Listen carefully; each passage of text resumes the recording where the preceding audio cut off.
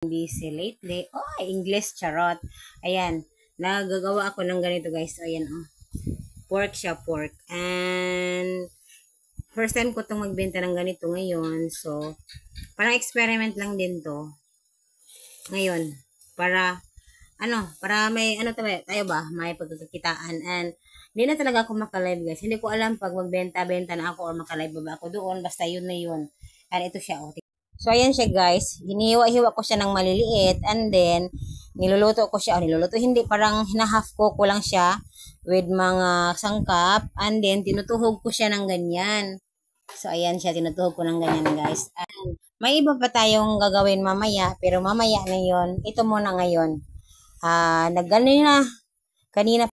So, hagard-hagard yung face guys. Kanina, gumagawa na din ako ng ice candy. And, ang flavor ko ay buko.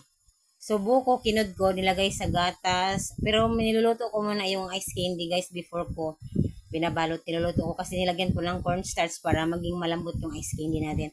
At ano din yun, guys, parang gumagawa na ako noon ng ice candy, pero nahinto ng ilang taon, maraming taon. So, ngayon ulit bumabalik. So, ayan.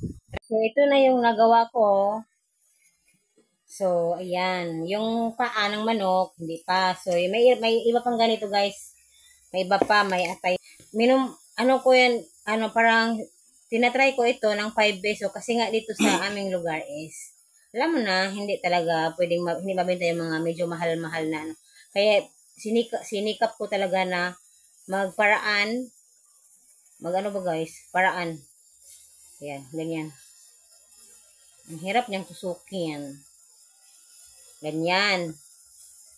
Nagsikap ako kung para mura.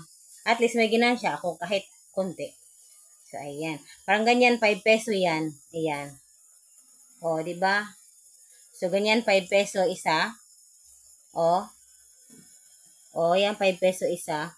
Try lang natin yan, guys, kung magayan. Mamaya ulit, ng iba kong mga gawain, mamaya ulit. Ito muna ipakita ko sa ngayon.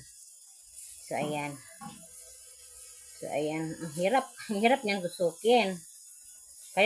So, ito na naman ang ating tutuhugin, guys. Ayan, tutuhugin natin ng stick. Itong stick natin, pinakuluan niya ng tubig. Ayan.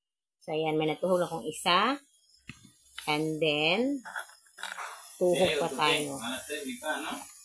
Tuhog pa tayo ng tuhog ng paa. Ayan. So, mamaya ulit, pag na natin ito lahat. Kasi may tutuhugin pa akong iba. May tutuhugin pa akong pork. So, ayan. Yung kaya na tag 5 peso, ngayong tutuhugin ko ay tag 10 peso. So, that's all for today, guys. And today is Wednesday, September 17. At gabi na. Yun, bye-bye. Thank you for watching.